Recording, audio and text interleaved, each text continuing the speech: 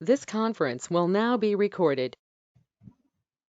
अद्य बुधवासरः अथवा सौम्यवासरः निज अश्विन शुद्ध त्रयोदशी दिनांक 28 अक्टोबर 2020 चरक सूत्रस्थान अध्याय 27 शंखं चक्रं जलपान् दधतमृतघटं चारुदोर्भिश्चतुर्भिः सूक्ष्मस्वच्छातिरुद्यां शुकपरिविलसन् मौलिमं भोजनेत्रं कालाम्भोधोज्ज्वलाङ्गं कटितटविलसच्चारुपीताम्बराढ्यं वन्दे धन्वन्तरिं तं निखिलगतवनप्रौढदावाग्निलीलम् प्रौढदावाग्निलीलम् ब्रह्मणो हि समारब्धा मात्रे आद्येषु पूजिताम् अस्मदाचार्यपर्यन्तां वन्दे गुरुपरम्पराम् आयुर्वेदरतं वन्दे माधवाख्यं महागुरुम् आयुर्वेदामृतं सर्वं शिष्येभ्यो यः प्रदत्तवान्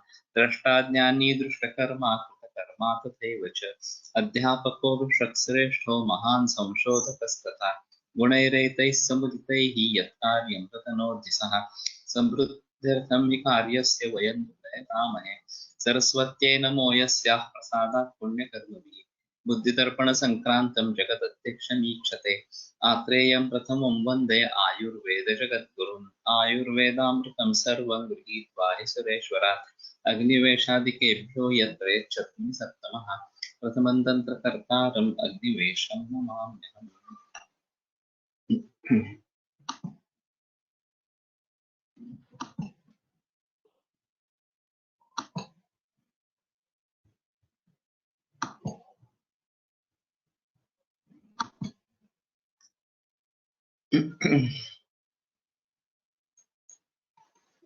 मुखप्रियः सुखमदः सुगन्धिर्बस्तिरोगनुत् जर्णीयः परिणतो वृद्धो वर्ण्यश्च शार्करः।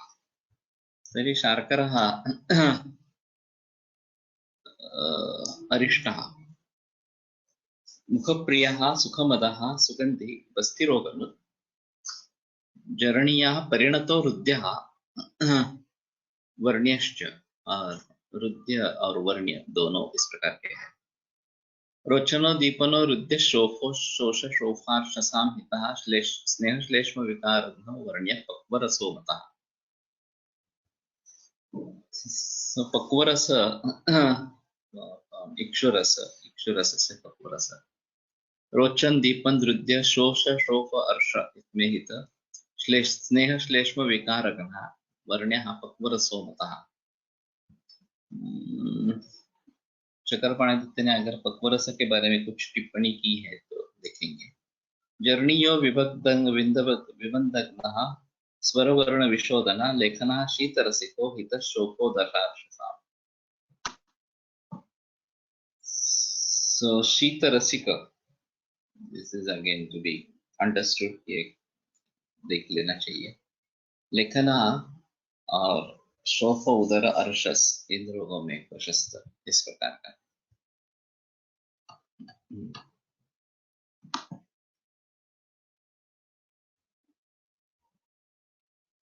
सृष्टभिन्न शकृद्वातो गौड़स्तर्पण दीपनः।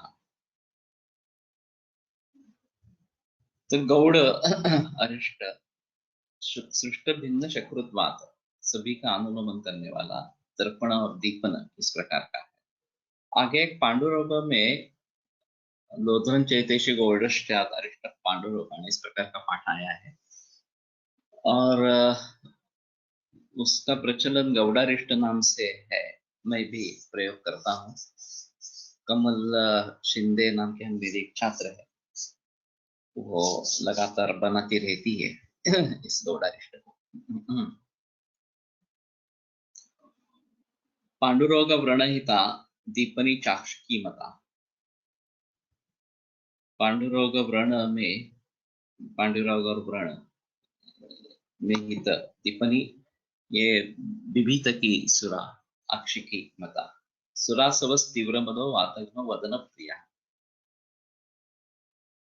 सुरा सव दोनों का एक जगह पे प्रयोग है, तो ये तीव्र मद वाला वातग्न और वदन प्रिय है। छेदी मध्वा सवस तीक्ष्णो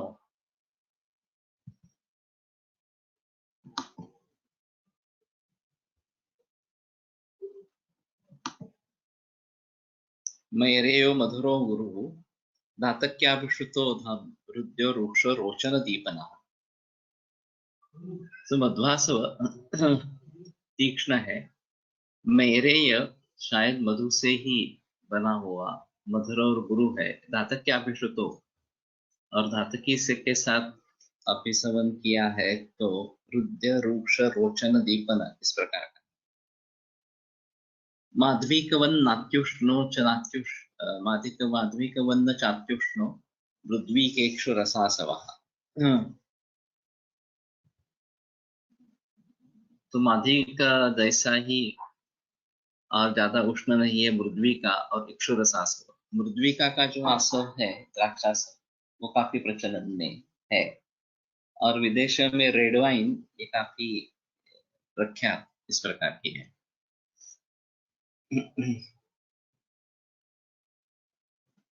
रोचनं दीपनं हृद्यं बल्यं पित्ता विरोधि च विबन्धघ्न कफघ्नं च मधुलघ्नल्पमार्तम्।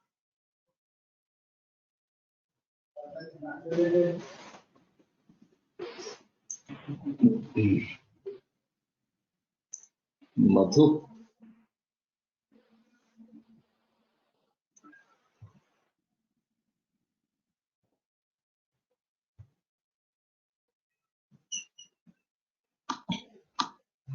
देखते हैं क्या है। पक्वरसः या क्वथितेन इक्षुरसेन क्लेशितरसितस्सु शीतेक्षुरसकृतः गौडा गुणप्रकृतिः सुरासवः यत्र सूर्ययो तोयकर्म क्रियते। अरे बाप रे। मधुकपुष्पकृतः मध्वासवः।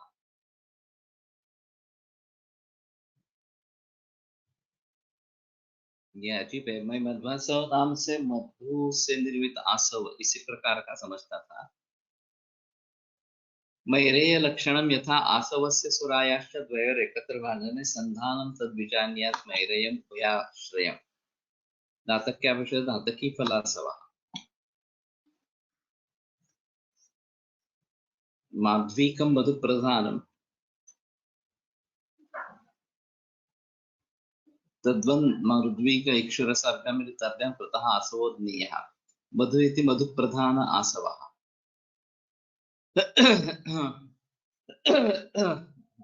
तो माध्वीका और मधु में क्या डिफरेंस हो गया?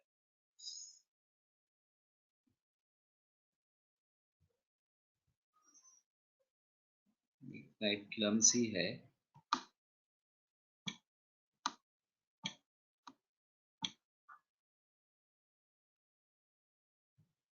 छेदी मध्वासव तीक्ष्ण, वो मध्वासव मधु का सव का बता रहे हैं, ये एक चीज है चक्रपण में। तीक्ष्ण मैरेय, तो दो सुरा और आसव दोनों को मिलकर मैरेय बनता है। धातुकी से जो किया जाता है धातु क्या सव रुद्यो रोक्षो रोचन दीपनः। माधिकवन्न चात्युष्णो मृद्विकेक्षु रसासव। मृद्विका और इक्षु रसासव ये माधवी का जैसे है।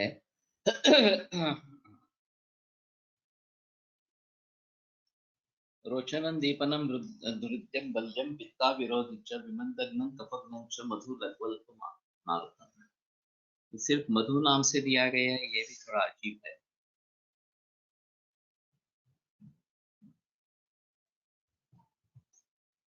और लघु बताया गया है, ये भी। सुरा समंडा रूक्षोष्णा यवानां पित्त वात पित्त। तो यव की सुरा समंड अगर है तो रूक्ष उष्ण और वात पित्त को बढ़ावा देने वाली है। ये सुरा यवसुरा जो है वो बार्ली की बनती है, अभी जो मिलती है बियर, और बियर का काफी प्रचलन है। तो वात पित्त है, वो ज्यादा मूत्रल है ऐसा लोग उसका अनुभव बताते हैं। गुर्भिजीरेति विष्टभ्य श्लेष्मला तो मधुलिका दीपन्यम जरणीयं च पांडु कृमिरोधनर्षो हितं भेति संवीरकतुषोदकम्। कृमिरोगिणी वातज्वरापहं दाहज्वरापहं स्पर्शात् पानात् वातकफापहं विबन्धघ्नम् अवस्रंसि दीपनम चाम्लकांचिकम। तो स्पर्श से दाह ज्वरापह और पान से वातकफापह, विबंधघ्न और स्रंसन करने वाला दीपन ये अम्लकांजिक है। तो अम्लकांजिक तो वैसे भी पीने की आदत थी ऐसा दिखता है, या उसमें माशवटक भी बनाते हैं अम्लकांजिक करते समय।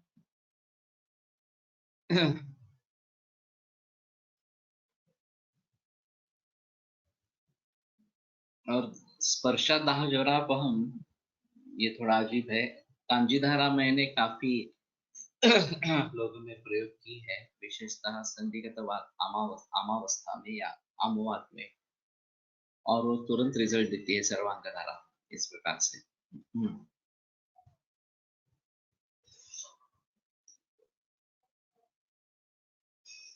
प्रायश अभिनवम मध्यम गुरु दोष समीरण। जो अभिनव मध्य है वो गुरु और दोष को बढ़ावा देने वाला इस प्रकार के। स्रोतस्थान शोधनम जीर्णम दीपनम लघु रचन, और वही जीर्ण होने के बाद स्रोतस्थ शोधन करने वाला दीपन लघु रोचन होता है। तो ये एक अच्छी चीज है कि इसको एक्सपायरी नहीं है, बल्कि जितना पुराना हो जाए उतना अच्छा ही होता है। और ऐसे 100 बरस पुराना मद्य या 150 बरस पुराना मद्य ये बहुत रिच क्वालिटी का कहा जाता है, और स्पेशल ऑकेजन्स पे उसका प्रयोग किया जाता है।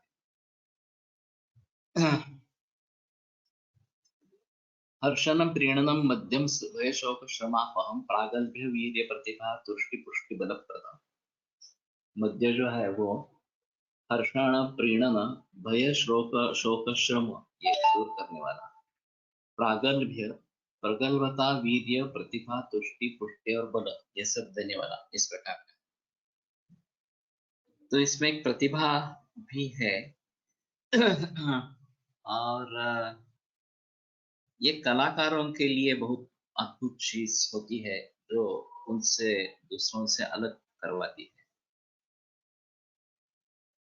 तो फूलों का जो लिखना है वो दूसरों से अलग ही है, या गरिमा माडगूळकर का जो काव्य है वो दूसरों से अलग ही इस प्रकार का है। तो एक उनकी अपनी प्रतिभा है, और उस प्रतिभा के आधार पर ये होता है।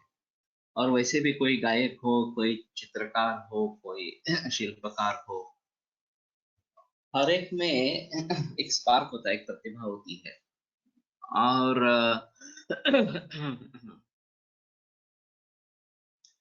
ये ज्यादातर नैसर्गिक होती है, सिर्फ उसको हम बढ़ा सकते हैं या फिर उसका भली भांति प्रयोग कर सकते हैं, ऐसा थोड़ा सा है। अभ्यास से प्रतिभा का निर्माण होना मुश्किल इस प्रकार का है। पु ल देशपांडे ने एक जगह लिखा है, इन उपहास के रूप में प्रयास प्रतिभेचा प्राणवायू आहे सखाराम रटने के व्यक्तियनवल्ली में। तो ऐसा प्रयास करके प्रतिभा मिलती है तो सभी प्रतिभावान संपन्न हो जाते, लेकिन ऐसी स्थिति नहीं है। तो ये मध्य इस प्रकार से करने वाला है, ये एक अजीब चीज है। और बहुत सारे कलाकारों के बारे में ये बताया जाता है कि बहुत अच्छे कलाकार है, लेकिन मध्यासक्त हो गए इस प्रकार से। तो राम गणेश गडकरी ने एकच प्याला इस नाटक में कहा है, पहली अवस्था में आदमी मध्य को छोड़ता नहीं है, दूसरी अवस्था में मध्य आदमी को छोड़ती नहीं है, और तीसरी अवस्था में दोनों एक दूसरे को छोड़ते नहीं है इस प्रकार से। तो कब मद्य का एडिक्शन हो जाए ये बताना काफी मुश्किल इस प्रकार का हो जाता है, और एक बार एडिक्शन बन गया तो उसमें से बाहर निकलना काफी मुश्किल इस प्रकार का होता है। इसलिए इसमें जाना है नहीं जाना है ये सोच कर ही करना पड़ेगा। तो उसके बाकी गुणधर्म अगर कम मात्रा में इस प्रकार के लेते हैं, आसवरिष्ठ रूप में लेते हैं, तो ये सभी गुणधर्म प्राप्त होंगे और खास करके स्रोत शोधन ये उसका एक महत्वपूर्ण अंग है या गुण है और कर्म है और उसके जरिए इसका प्रयोग होना एक अहम चीज इस प्रकार की है। तो और वैसे विदेशों में इसका काफी प्रचलन है। आशावारिष्ट बनाकर हम विदेशों में बेच सकते हैं या मेडिसिन नहीं लेकिन एक मद्य के रूप में एक्सपोर्ट कर सकते हैं। ये थोड़ा अजब मामला है लेकिन ये हो सकता है इस प्रकार से। तो हर्बल टीज एक चीज है जो विदेशों में जिसका काफी प्रचलन है, तो उसके जरिए हम कुछ प्रैक्टिस कर सकते हैं और ये आशावारिष्ट अगर हम वहीं पे बनावे और उनका प्रयोग सिखाए तो ये बात हो सकती है कि वो फूड में जाएगा और औषध नहीं कहलाएगा इस प्रकार से। तो ये एक इसमें अहम चीज इस प्रकार के लिए। और प्रगल्भता, वीर्य, प्रतिभा, तुष्टि, पुष्टि, बल ये सब देने वाला इस प्रकार का मद्य है। और भय शोक श्रमापहम, खास करके शोक होता है तो ये एक अलग चीज होती है। आजकल के अल्कोहल, स्कॉच आदि और सुरा मदिरा के गुण अलग आएंगे ना सर। इन स्कॉच एक्सेट्रा के गुणों का कैसे देखा जाए, वो कैसे देखा जाए? ये अच्छा सवाल है। वास्तव में ऐसा हुआ है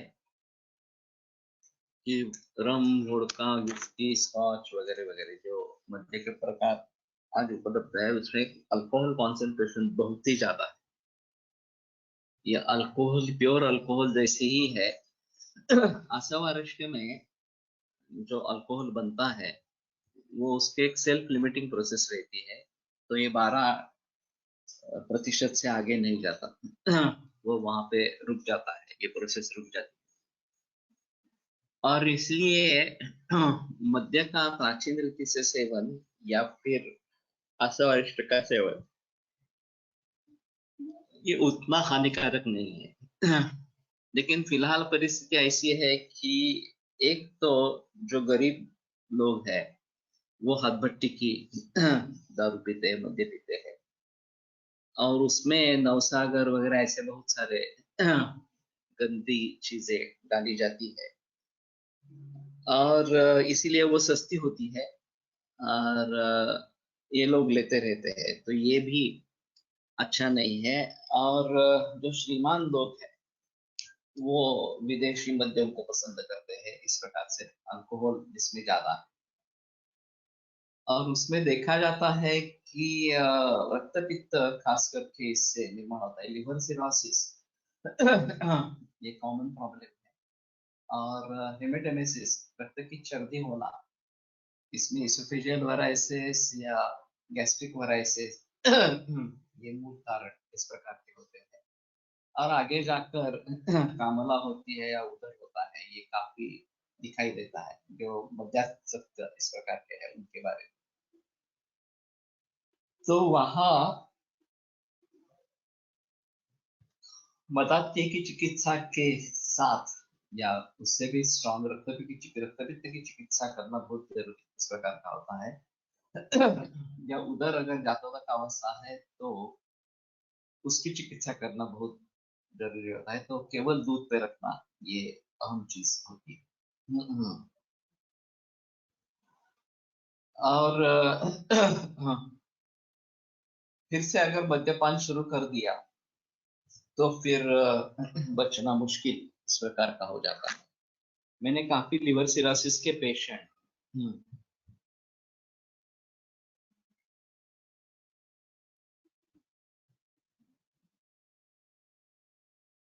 aren't able to get audio.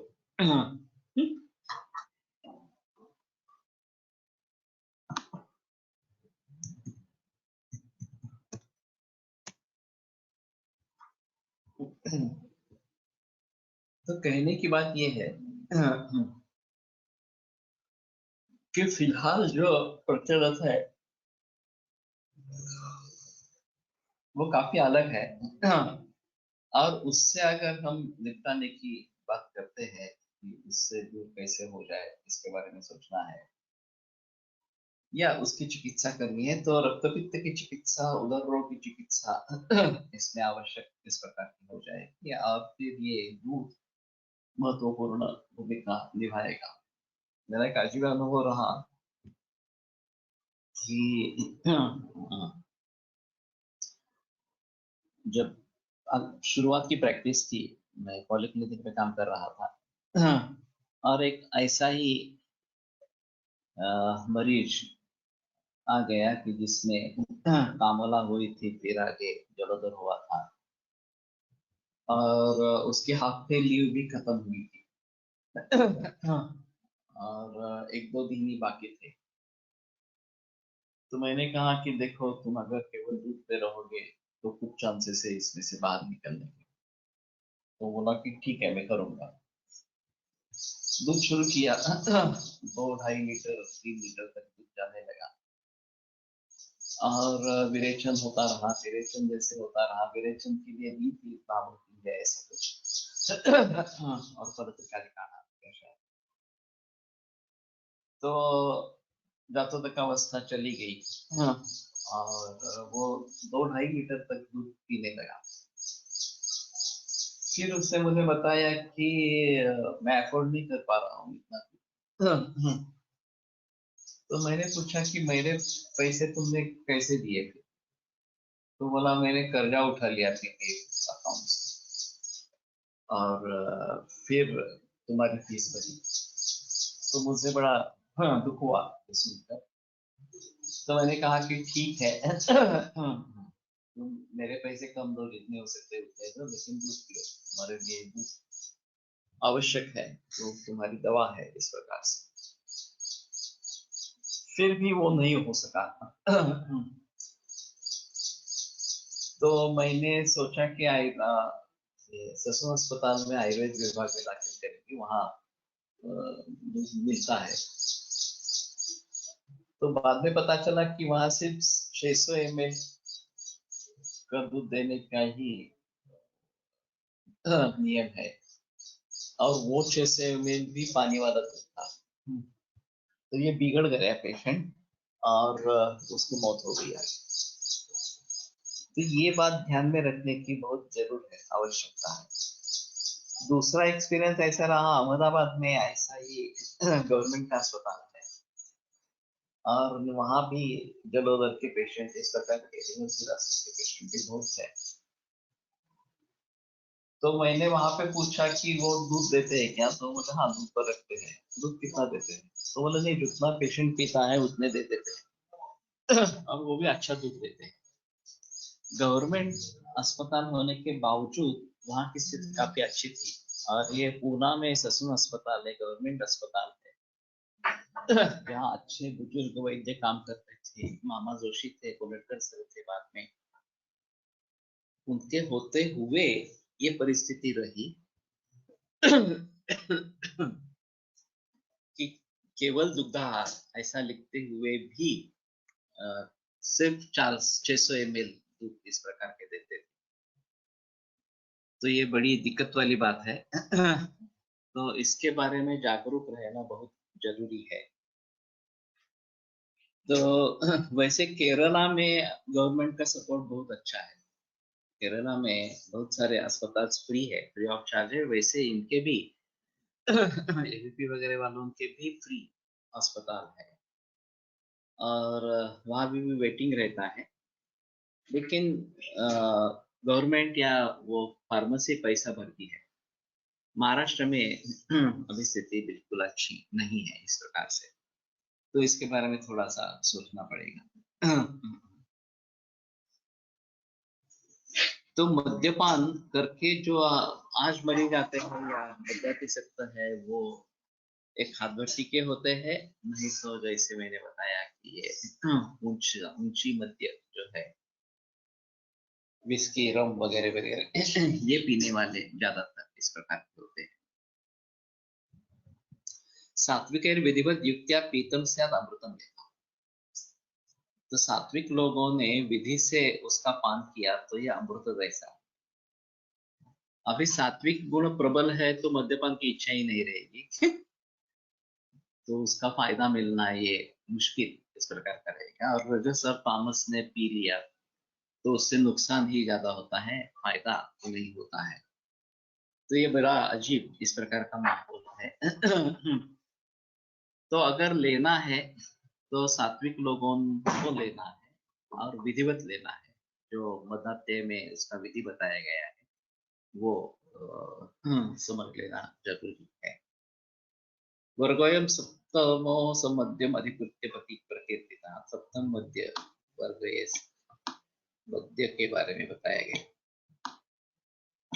ये थोड़ा अजीब है कि मध्य पहले बताया फिर बाद में जल आया है वाग्भट वगैरह ने शुरुआत की है, वो जल से शुरुआत की है, जल वर्ग वृक्ष वर्ग वगैरह वगैरह, और फिर बाद में मध्य वर्ग इस प्रकार का प्रचलन है। और यहाँ मध्य वर्ग से आरंभ किया और फिर जल वर्ग आ गया। जल में केवलम सर्वम पतते ऐन्द्रम नमस्कार। तो जो आकाश से पानी गिरता है ऐन्द्र नमः, वो एक ही है, जलम एक विधम सर्वम। तो देश और भूमि, देश और काल, इसके अनुसार उसके गुणधर्म निश्चित होते रहते हैं। और कूप, तड़ाग, नदी जल वगैरह वगैरह इसके विभिन्न प्रकार।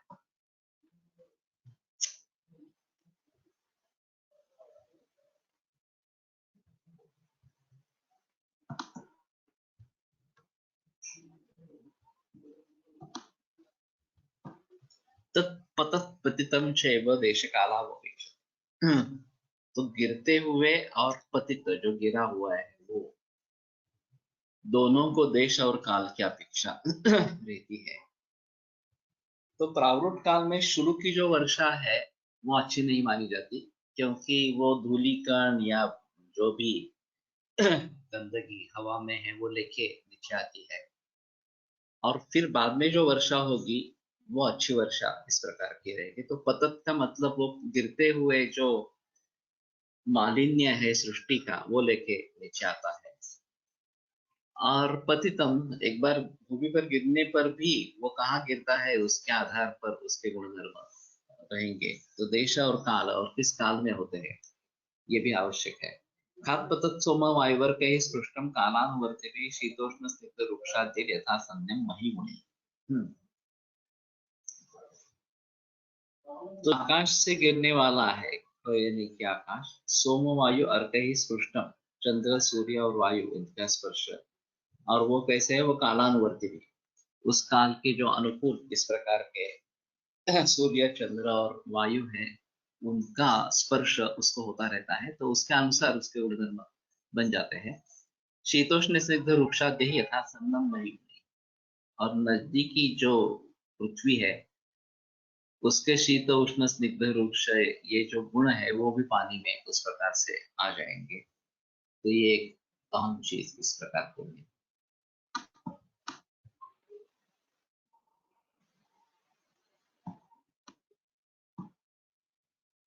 शीतम शुचि शिवम वृष्टम विमलम लघु षड्गुण प्रकृत्या दिव्य मुदकम। तो शीत, पवित्र, शिव, तो शिव ये कल्याणकारक इस प्रकार का। वृष्ट तो वदन प्रिय, विमल लघु षड्गुण तो ये 6 गुण पानी के है। प्रकृत्या दिव्य उदकम, तो नैसर्गिक रूप से जो दिव्य उदक है उनके ये गुणधर्म है जो आकाश से उसका पतन होता है।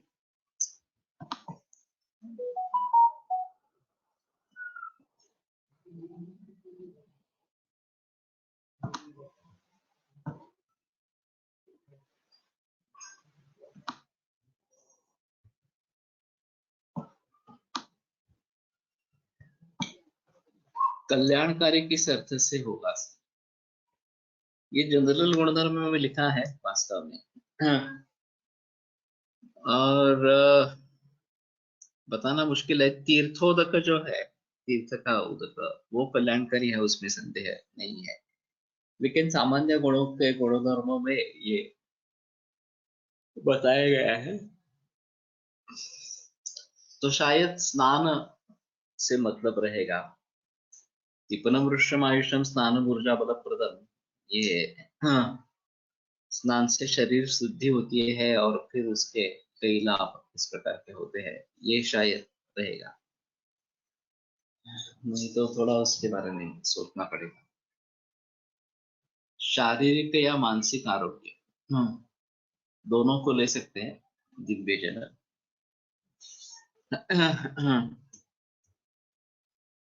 वैसे डायरेक्टली इस प्रकार से बारिश में ही भीगना, ये दिव्य जल की खुद अनुभूति लेना, इस प्रकार का रहेगा। नहीं तो जिस पात्र में आप उसको इकट्ठा करेंगे, उस पात्र के गुणधर्म भी उसमें ऐड हो जाते हैं। ये हाँ, पृष्ठम पात्रम अपेक्षते। एक बार गिर गया तो पात्र की अपेक्षा रहती है। श्वेते कषायम भवति पांडोरे स्यात् तो तिक्तकम। अगर श्वेत वर्ण की भूमि है तो कषाय रसात्मक, और पांडुर भूमि है तो तिक्तक रस। अंतरिक्ष जल बरोबर दिव्य जल। दिव्य जल स्टोर कर सकेंगे क्या? एक्चुअली गुजरात में काफी प्रचलन है, गुजरात और राजस्थान में, कि एक अंडरग्राउंड टैंक बनवाते हैं और वो चूना और गुड़, उससे भित्ति का निर्माण करते हैं।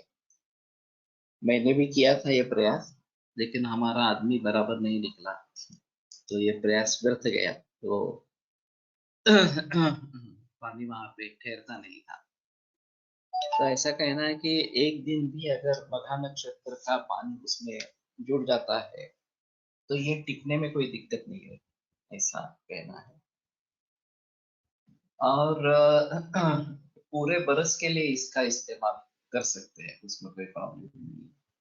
इस पानी की कोई आपत्ति नहीं रहती इस प्रकार की। और पूरे बरस के लिए इस्तेमाल करते हैं। वैसे अणु तेल के बारे में ये दिव्य जल का प्रयोग करने के लिए बताया है, हम निर्माण करते हैं।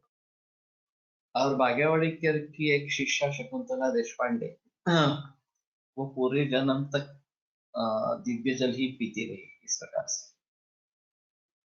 तो ये वास्तव में अच्छा है दिव्य जल पीना। और कैसे इकट्ठा करेंगे और कैसे स्टोर करेंगे, ये एक अहम चीज रहेगी।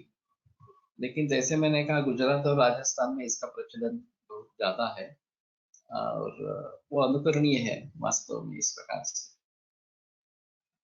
हमारे यहाँ भी ये पॉसिबल है, ऐसा कुछ नहीं है कि ये पॉसिबल नहीं होगा। लेकिन मेरा अनुभव अच्छा नहीं रहा। मैं फिर सा व्हाट टू डू विथ चुना एंड गुड़।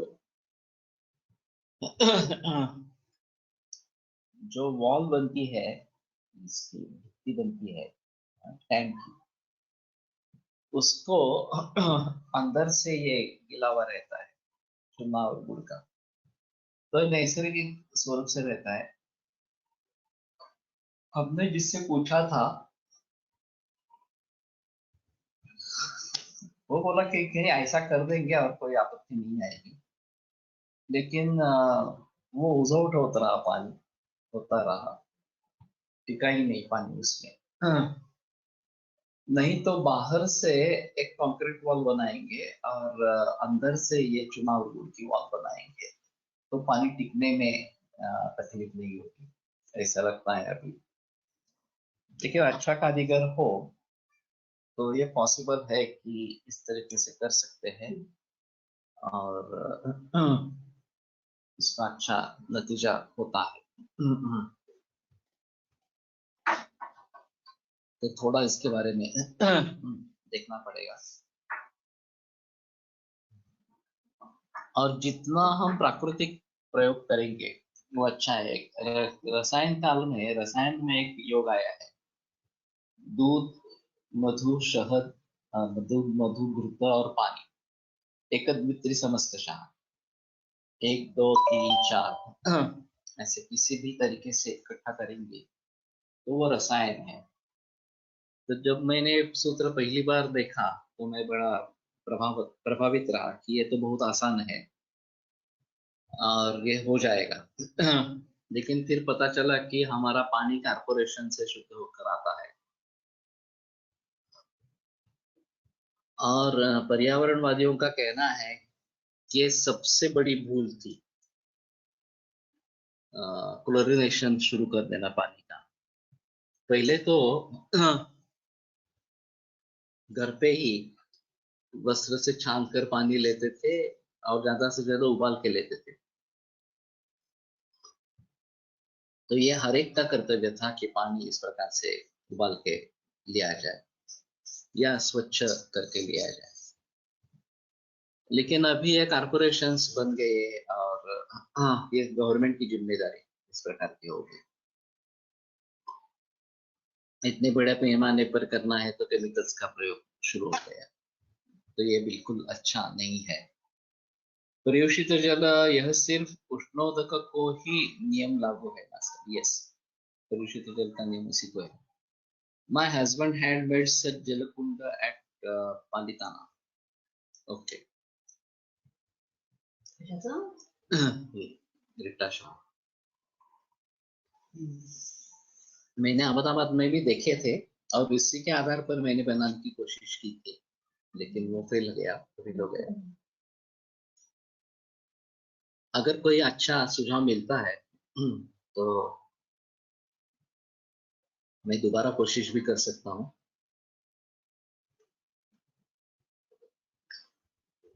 लेकिन जो हुआ उसको तोड़ना पड़ा बाद में, ऐसा हुआ थोड़ा सा। तो पानी प्रदूषित होता है या नहीं होता है, इसके बारे में काफी बहस होती है और बहुत घर वालों का ये कहना होता है कि नहीं नहीं, पानी 2 3 दिन के बाद अभी नहीं पीना है और वो फेंक देना है इस प्रकार से। जिस बर्तन में हम रखते हैं वो अच्छा रहना जरूरी है। उसमें थोड़े बैक्टीरिया जम जाते हैं, वो सरफेस जो है वो ज्यादा मसरूल इस प्रकार का हो जाता है।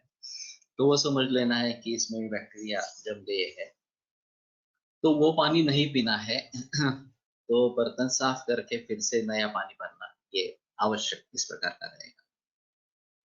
अभी तांबे का इस्तेमाल हो सकता है इसके बारे में। तांबा बैक्टीरियल स्टैटिक उसकी एक्शन है, तो वो बढ़ने नहीं देता बैक्टीरिया को। साइडल नहीं है लेकिन स्टैटिक एक्शन है। और तांबे का एक कुछ वस्तु बना के तांबे की उसमें डालते हैं तो उससे भी ये परिणाम प्राप्त होता है।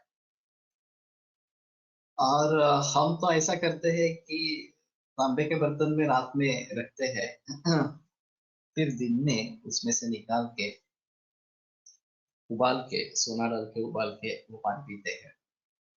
और कुछ ही दिनों में, चंद दिनों में, जैसे कि ग्रीष्म ऋतु वगैरह है तो पानी उबालते नहीं है। मटके का पानी इस्तेमाल करते हैं। नहीं तो ये बेटर ऑप्शन है कि पानी उबाल के ही ले ले। और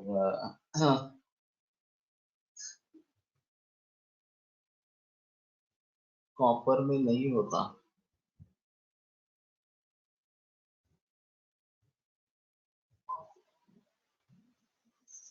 मैला नहीं होता है, मैल नहीं होता, पता नहीं क्या। वो बर्तन को धोना पड़ता है। लेकिन कम से कम एक 2 3 दिन के बाद बर्तन धो ले। और बर्तन के कारण पाणी खराब हो सकता है, ये ध्यान में रखें। नाही, स्टीलच्या याच्यामध्ये खरं लोकांनी तशी करून स्पायरल रिंग आहे आपल्याकडे, ती आहे ना, ती तांब्याची सांगितली.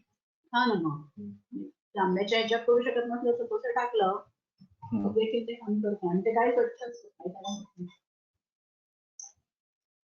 तो ये कॉपर का वेसल इस्तेमाल करेंगे तो ये बेहतर इस प्रकार का है। और हाँ, बातें दूर पे करने का। और दूसरी चीज ऐसी है कि सोना डालकर पानी उबाल कर पीने से इम्यूनिटी प्रतिकार क्षमता बढ़ती है। और वैसे भी सुवर्ण बुद्धि मेधा स्मृतिवर्धक वर्ण अच्छा करने वाला वगैरह इस प्रकार का है, काफी उसके फायदे मिलते हैं। तो भ्रष्टम पात्रम अपेक्षते श्वेते कषायं भवति पांडवम स्यात् पांडवे स्यात् तिक्तकम्। हाँ, तो ये तिक्त रसात्मक पांडुर अगर भूमि है तो तिक्त रसात्मक जल रहता है।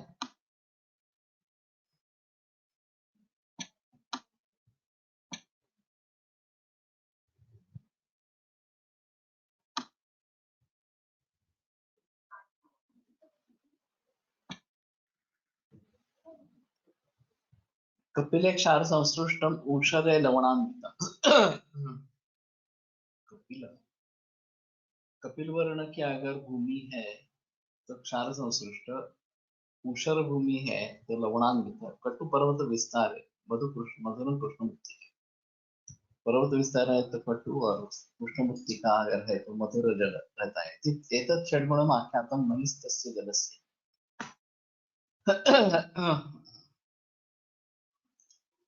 तो ये महिस्थ जल जो है भूमि पर रहने वाला जल है, उसके 6 गुण बताए गए हैं। तथा अव्यक्त रसम वैद्यत ऐन्द्रन कारम हिमम चेत, और वो अव्यक्त रस भी है ऐन्द्र कार और हिम। कार यानी कि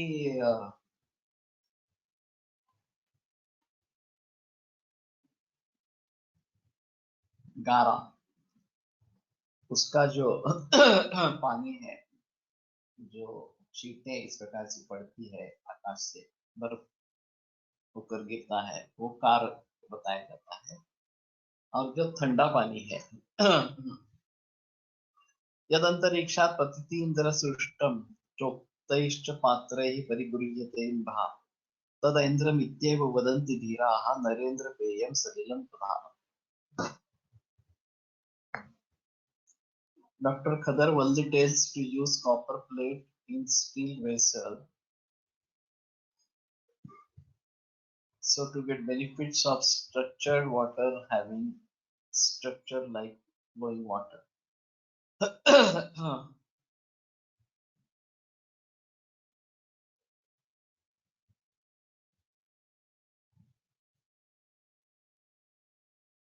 जैसे प्लेट का तो मुझे पता नहीं है, लेकिन एक स्पाइरल मिलता है, ये एफआरएलएस ने डेवलप किया है कॉपर का, और वो पानी में डाल सकते हैं। स्टील का ये बर्तन है और उसमें ये कॉपर का डाल देते हैं तो उसका संस्कार उसके ऊपर हो जाता है।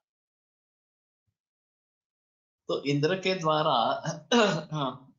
जिसको छोड़ा गया है, ऐसा अंतरिक्षापति जो अंतरिक्ष से गिरने वाला है, उक्तैश्च पात्रैः परिगृह्यते इन्द्रः, और जो पात्र बताए हैं उनमें अगर वो इसका संचय कर लेते हैं तो ऐन्द्रम इत्येव वदन्ति धीराः, उसको ऐन्द्र जल ही कहना चाहिए। नरेंद्र पेयम सलिलम प्रधान, ये राजा के लिए प्रधान इस प्रकार का पेय है। तो वैसे सिर्फ हाथ में ही पकड़कर अगर पिएंगे तो ही दिव्य जल ऐसा ही ले सकते हैं, नहीं तो किसी बर्तन में इसको इकट्ठा करना पड़ेगा, और फिर भी उसको अंतरिक्ष जल ही कहेंगे। ईषत् कषाय मदम सुसूक्ष्म विशदम लघु अरूक्षम अनभिष्यन्ति सर्वं पानीयम् उत्तमम्। तो किंचित मधुर कषाय सुसूक्ष्म विशद लघु अरूक्ष अनभिष्यन्ति, ये सब पानीय उत्तम इस प्रकार का बताया है। गुरुभिष्यन्ति पानीयं वार्षिकं मधुरं नवं तनु लघु लघु अनुभिष्यन्ति प्रायः शरदि वर्ष। गुरु अभिष्यन्ति पानीय वार्षिकं मधुरम नवम,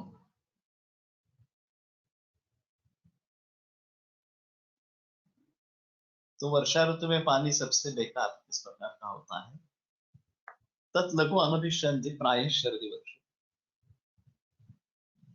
और वही पानी जब शरद ऋतु प्राप्त हो जाता है वर्षा के बाद, तो लघु और अनभिष्यन्ति इस प्रकार का हो जाता है। तत्तु ये सुकुमाराः स्निग्ध भूयिष्ठ भोजनाः तेषां भोज्ये च भक्ष्ये च लेह्ये पेये च शस्यते।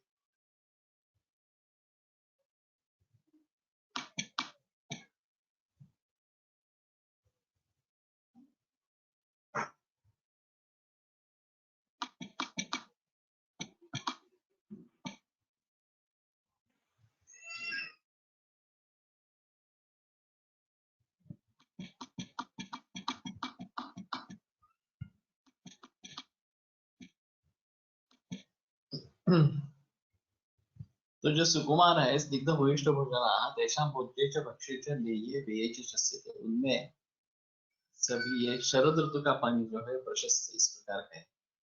हेमंत सलिलं स्निग्धं वृषं बलहितं गुरु किंचित ततो लघुतरं शिशिरे कफवातजे। तो हेमंत का जो पानी है वो स्निग्ध वृक्ष बलहित और गुरु है, और उसके बाद में शिशिर लघुतर कफवातजे। कषाय मधुरम रूक्षम विद्यात् वासंतिकम जलम। वासंतिक जल कषाय मधुर रूक्ष है, ग्रीष्मकम तो अनभिष्यन्ति जलम इत्येव निश्चयः। और वर्ष ग्रीष्म ऋतु में पानी जो है वो अनभिष्यन्ति इस प्रकार का होता है। ऋतौ ऋतौ यः ख्याताः सर्वे एवाम्भसो गुणाः विभ्रान्तेषु तु कालेषु यत् प्रयुज्यन्ते तोयवाः। तो ऋतु ऋतु के अनुसार पानी के गुणधर्म बताए गए हैं, वह ऑल्बर्ट में नहीं आए हैं वास्तव में। विभ्रांतेषु तु कालेषु यत् प्रयुज्यन्ते तोयवाः। विभ्रांत अगर काल है तो मिथ्यायोग इस प्रकार का हो जाता है काल का। ग्रीष्म में वर्षा हो गई, वर्षा में बड़ी धूप हो गई वगैरह इस प्रकार से, या हेमंत शिशिर में बारिश हुई इस प्रकार से। सलिलं तत्तु दोषाय युज्यते नाथ संशय। तो उसके जरिए दोष निर्माण होते रहते हैं, इसके बारे में कोई संदेह इस प्रकार का नहीं है। राजभी राजमात्रैश्च सुकुमारैश्च मानवैः सुगृहीताः शरद्यापाः प्रयोक्तव्या विशेष। ये अलग आया है थोड़ा सा वर्णन।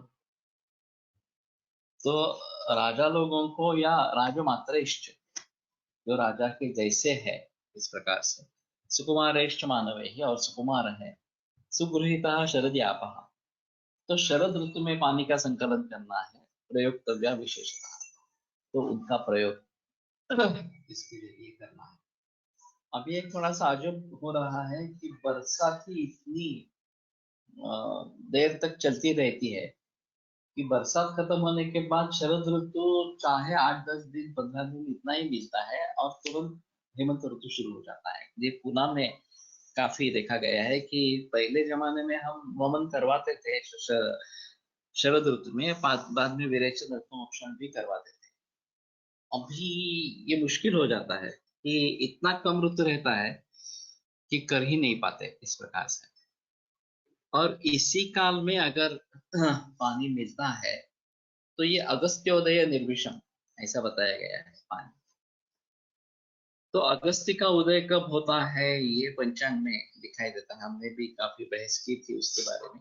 अगस्त्य का अस्त कम है और उदय कम है इस प्रकार से।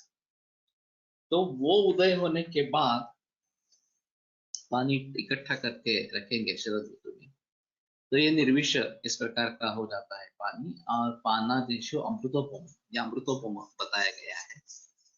और फिर पूरे बरस के लिए वही पानी अगर हम प्रयोग में लाएंगे तो ज्यादा अच्छा रहेगा। परतीचा पाऊस म्हणून जो म्हणतो तो घेता येईल शरद ऋतूमध्ये जल म्हणून, हो सकता है। लेकिन ये एक ऐसा है कि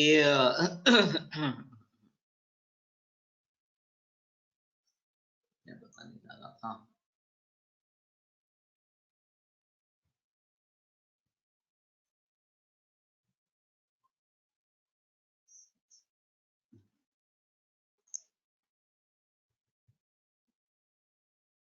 हाँ, सुगृहित होना, शरद ऋतु में सुगृहित होना। हाँ, अगस्ती का उदय होने के बाद ही लेना है, ये एक आम चीज रहेगी। और शायद वहाँ रेगुलर मानसून हो या रिटर्निंग मानसून हो, दोनों चल सकते हैं, इस प्रकार से है। हाँ, और दिव्य जल ही कलेक्ट करके रखे और वही पूरे बरस के लिए प्रयोग में लाए।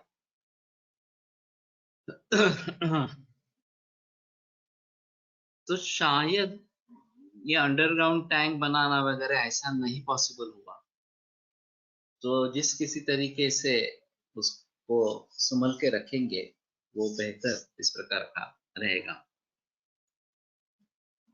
और शायद पत्थर में या ऐसा कुछ बना के टैंक बनवा के वो रखेंगे तो टिकने के चांसेस ज्यादा इस प्रकार का है। ये पारंपरिक रीति से तो करना है, लेकिन टिकने के चांसेस जिसमें ज्यादा हो वो करना है।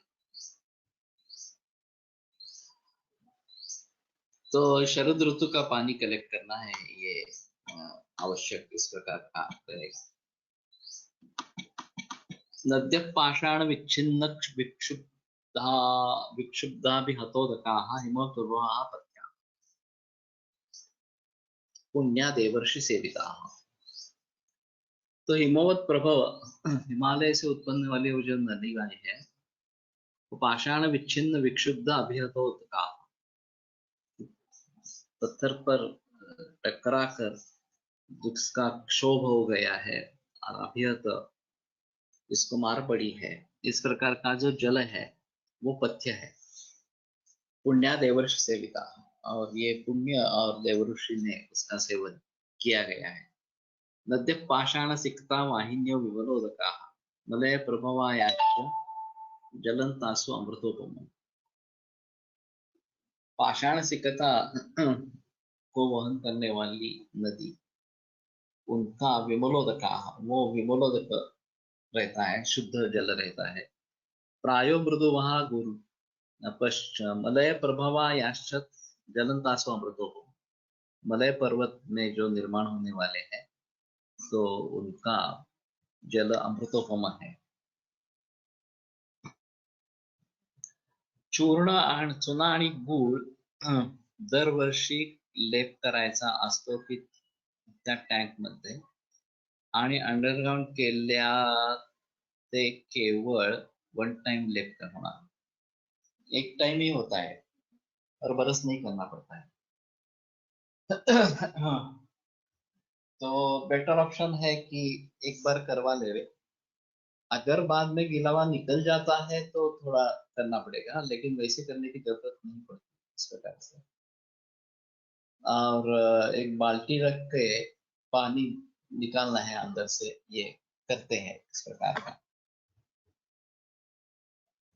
तो मेरे ख्याल में जो गुजरात वाले लोग हैं वो इसके बारे में ज्यादा, या राजस्थान वाले इसके बारे में ज्यादा ज्यादा जानकारी दे सकेंगे। दिनेश चौधरी है क्या आज उपस्थित? शायद नहीं है।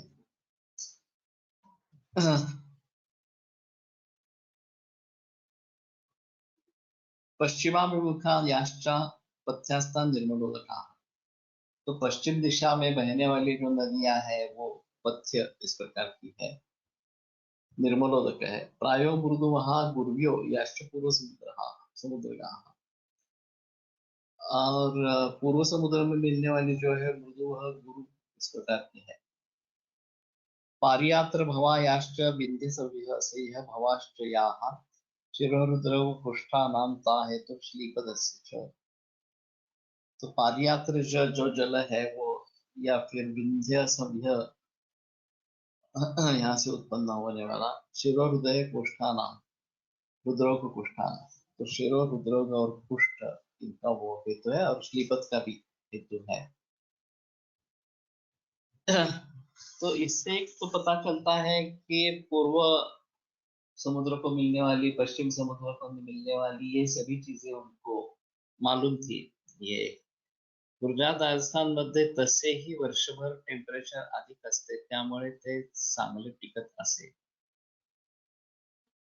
वो मेरे ख्याल में वो बनाने का जो तरीका है चुनाव गुड़ से, वो उसमें ज्यादा कारीगर इस प्रकार का। और मघा नक्षत्र का जल अगर होता है तो वो टिकने में कोई दिक्कत नहीं आती है, ऐसा लोगों का कहना है। तो वैसे हर महीने में मघा नक्षत्र तो आता ही है। अगर वर्षा ऋतु के दरमियान इस मघा नक्षत्र में वृष्टि हो गई तो पानी टिकता है, ऐसा लोगों का कहना है। तो बेटर ऑप्शन है कि इस प्रकार के जल का प्रयोग करें। तो विंध्य सह्य वगैरह जो है वो शिरो रुद्र कुष्ठानामता है तो श्लीपदस्य, शिरो रुद्र कुष्ठ और श्लीपद इनका ये हेतु है। तो थोड़ा देखना पड़ेगा कि अभी के जल में इस प्रकार के धर्म है तो उसका परिहार कैसे करना है उसके बारे में थोड़ा सोचना पड़ेगा।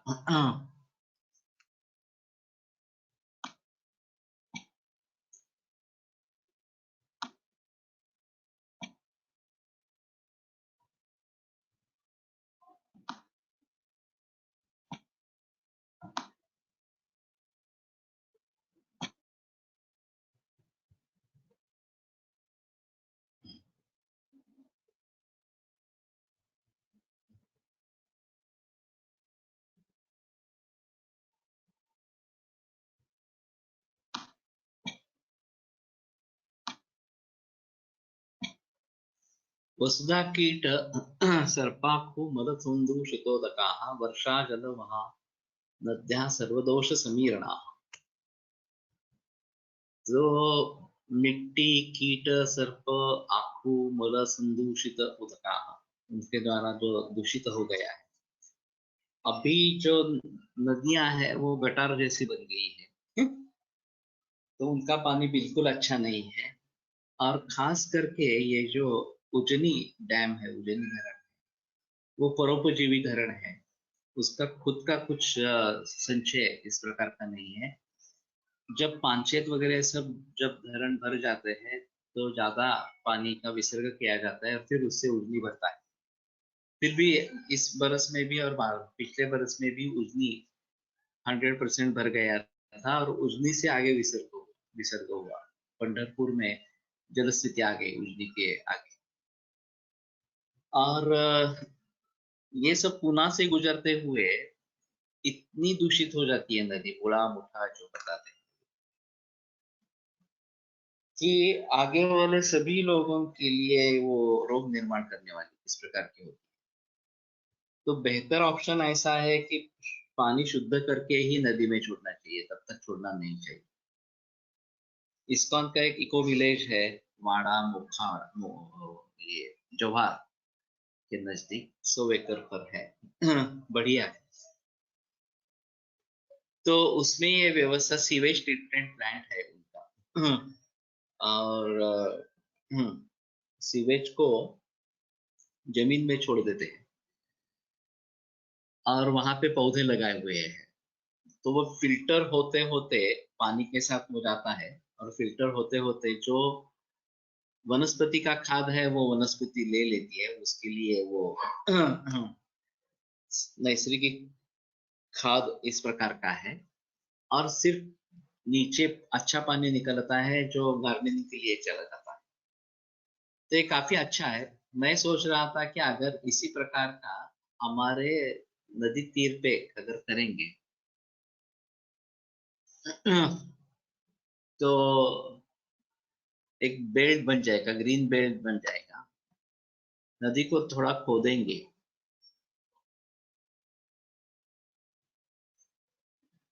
पाण्याला वास येत नाही का? नाही येत, नहीं आता एक्चुअली।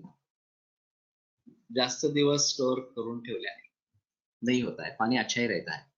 और गंगा जल की एक खासियत है, गंगा जल आप कितने भी दिन रख लो घर पे वो खराब नहीं होता। गुजरात राजस्थान मध्ये तसेही वर्षभर टेम्परेचर अधिक असते, त्यामुळे ते चांगले टिकत असेल। कि मुझे सिर्फ टेम्परेचर का सवाल नहीं लगता, टेम्परेचर का कारण नहीं लगता। उस पानी की जो संचय करने का जो तरीका है उसमें उसका कुछ उत्तर है, ऐसा रहेगा। तो मैं बात कर रहा था कि अगर नदी को खोदेंगे और उसके किनारे पर इस प्रकार के पेड़ पौधे लगाएंगे, जो चाहे फल हो, सब्जी हो, वगैरह वगैरह इस प्रकार से, और जो सीवेज है वो वहां पे डाले पहले, और फिर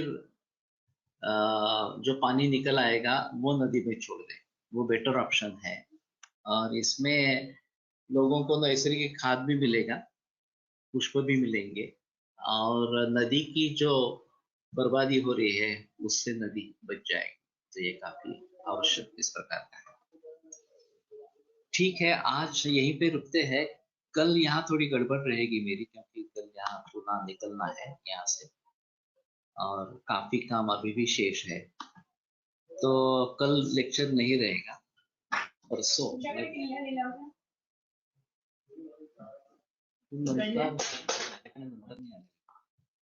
तो कल लेक्चर नहीं रहेगा, परसों लेक्चर रहेगा। और आज यहीं पे रुकते हैं। आयुर्वेद प्रकांडो निगदित इह हि शल्यतंत्र प्रधानः शिष्येभ्यः शाश्वतोऽयं निखिलजनकृपा व्याप्तचित्तेन येन आयुर्वेदस्य वाञ्छन् पुनरपि भुवने ताञ्च सुष्ठु प्रतिष्ठां श्रेष्ठं धन्वन्तरिं तं प्रणमति च सदा वैद्यवर्गो हि नूनम् वैद्यवर्गो हि नूनम्। विरम्यते व्याख्यानव्यापारः। परश्वः पुनरपि पश्यामः।